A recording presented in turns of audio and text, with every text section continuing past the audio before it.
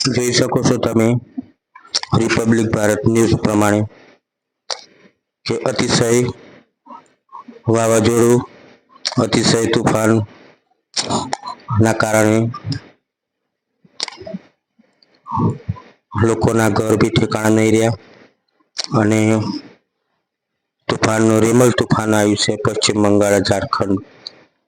દરિયાનો મોટો મોટો મોજો, આ જમીનની ટેકનોલોજી સિસ્ટમમાં ચેન્જ થઈ ગયેલું છે અને રેમલ તૂફાન બહુ ખતરનાક તૂફાન આવ્યું છે. સાયક્લોન દરિયા કિનારાના લોકોને વોર્નિંગ આપેલી છે. એ રીતે વાવાઝોડું દરિયા તરફથી આવી ગયું. રોડ રસ્તા જમીન પડી ગયા. બ્રેકિંગ ન્યૂઝમાં આપ જોઈ શકો છો. ઘરના ઠેકાણા નહીં રહ્યા લોકોને. ઘર ઝૂંપડીઓ બધું ઉડી ગયું છે.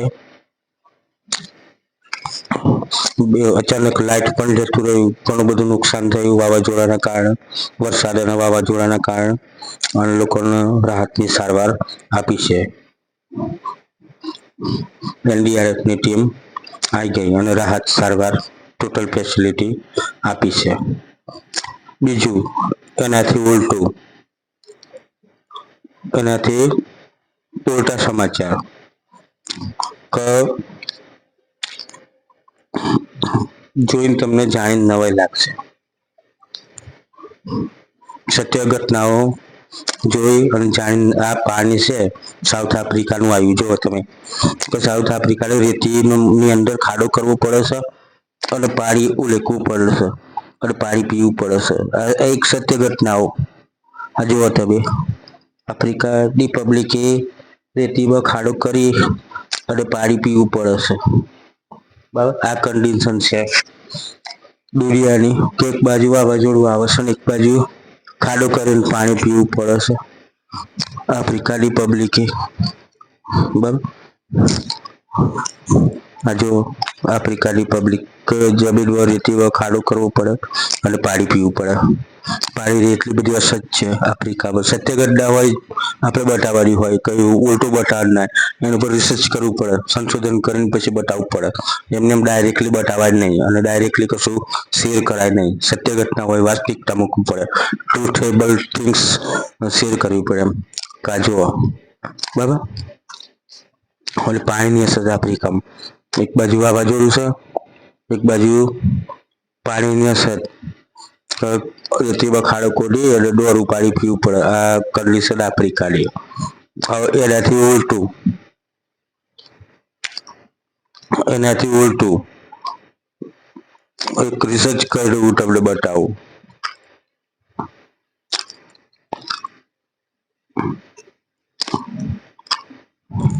રિસર્ચ કર્યા આગળ બતાવાય નહીં, એટલે રિસર્ચ કરીને જ બતાવવું પડે.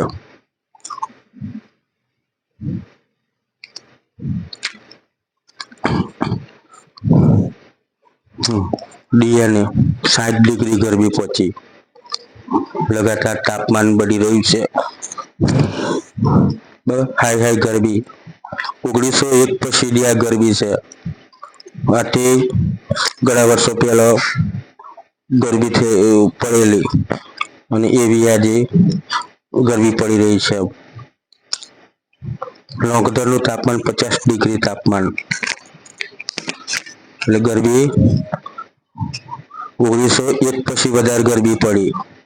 આ એક સત્ય ઘટનાઓ. એમપીમાં વધારે ગરમી નોંધાઈ. ઇન્દોરમાં 9 દિવસ સુધી ગરમીનું એલર્ટ આપ્યું. એક બાજુ પાણીની સગવડ નહીં, એક બાજુ વરસાદ પડે, એક બાજુ આ ગરમીનો એલર્ટ આપ્યો. આ શું? એક પ્રકારનું આપણી જે ધરતી છે એનું ટેક્ટોનિક સિસ્ટમ બધી બદલાઈ ગયેલી છે. હવે રાજસ્થાન કયું છે? હા, રાજસ્થાનમાં અમુક બોર્ડર ઇલાકામાં 55 ડિગ્રી તાપમાન. બ્રેકિંગ ન્યૂઝમાં રેકોર્ડ તોડ ગરમી. કે માણસ જો પાપડ પાપડ હોય ને પાપડ, એ પાપડ જો ગાડી ઉપર મેલે ને, ફોર વ્હીલ ઉપર ના બોનેટ ઉપર પાપડ, તો પાપડ શેકાઈ જાય છે. આ વાસ્તવિકતા છે, આ સત્યતા છે. અને સત્યતા આવી હોય તો પાપડ જો આ મૂકે ને રણ પ્રદેશમાં, આર્મી મેન જો પાપડ મૂકે ને રણ પ્રદેશમાં, તો પાપડ છે ને એ શેકાઈ જાય છે. એટલે ડેન્જર ગરબી એક સાબિતી તરીકે પાપડ આર્મી મેને રેતીમાં મૂક્યો, બરાબર. તો વિચાર કરો કે આ પાપડ શેકાઈ ગયો, બરાબર. રાજસ્થાનમાં આટલી જેસલમેર રાજસ્થાનમાં આટલી સ્ટ્રોંગ ગરબી કે પાપડ શેકાઈ ગયો. જોઈ લો તમે, બરાબર. હવે પછી બધ કહેજો કે સત્ય વસ્તુ શું છે, બરાબર. આ કેટલી ગરબી છે રણ પ્રદેશમાં. ચાલે એકદમ સ્ટ્રોંગ ગરબી રણ પ્રદેશમાં, એકદમ પાવરફુલ ગરબી રણ પ્રદેશમાં. હાહાકાર મચાઈ દે એવી ગરબી, કડક ગરબી છે એકદમ. એટલે આ પાપડ શેકાઈ ગયો. આ કારણે જમીનનું તાપમાન વધી ગયેલું છે. શું છે એ ખબર નહીં, પણ સિસ્ટમ ચેન્જ થયેલી હોવાથી આ બધું થઈ રહ્યું છે.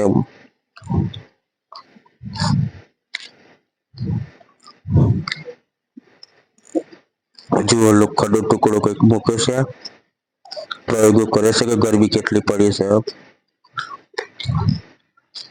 અને કંઈક જ્વલનશીલ તે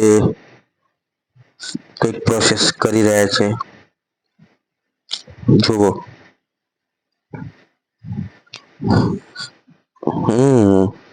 લોખંડનો ટુકડો તેલ નાખ્યું અને ઉપર ઈંડું મૂક્યું,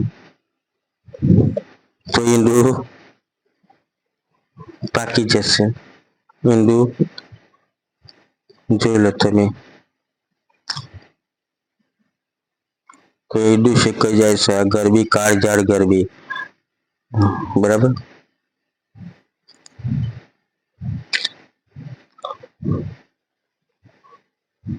ઈંડું શેકાઈ જાય છે.